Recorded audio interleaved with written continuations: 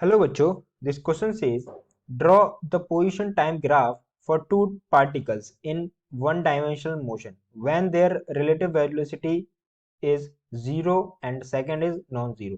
तो हमें ग्राफ्स को ड्रॉ करना है जब रिलेटिव वेलोसिटी क्या है, जीरो है और नॉन जीरो है। तो सबसे पहले जो हमारा की कॉन्सेप्ट हो जाएगा, की कॉन्सेप्ट विल बी, हम रिलेटिव वेलोसिटी की बात कर रहे हैं तो relative velocity, right, relative velocity.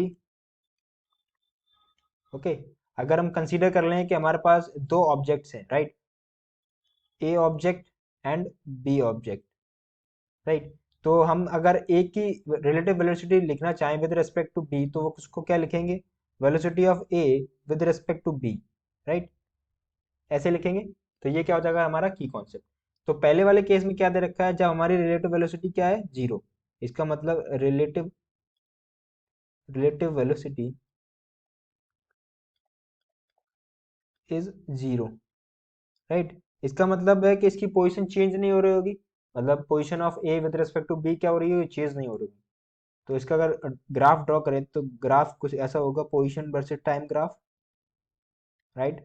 Y axis पे हम पोजीशन को ले ले रहे हैं, राइट, एंड एक्स एक्सिस पे हमने किसको ले लिया, टाइम को, राइट।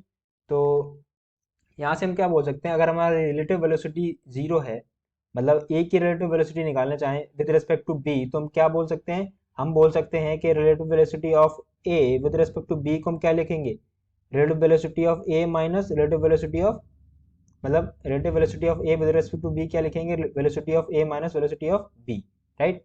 इसका मतलब ये सेम डायरेक्शन में मूव कर रही होंगी, तो इसका जो ग्राफ होगा वो ग्राफ आपका कुछ इस तरीके से होगा। अगर ये हमारा बी है और ये हमारा ए है, राइट, ये हमारा क्या हो जाएगा, ए, ये हमारा बी, राइट।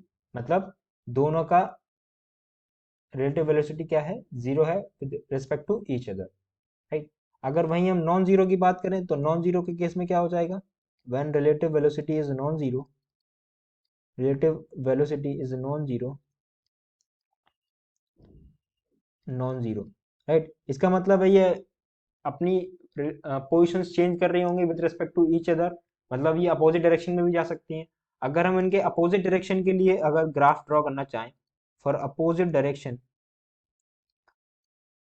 राइट, तो वो ग्राफ कुछ इस तरीके से होगा, Y axis and X axis, X axis पे हमने टाइम को ले लिया एंड वाई एक्सिस पे हमने किसको ले लिया, position, right, of the object, ठीक है।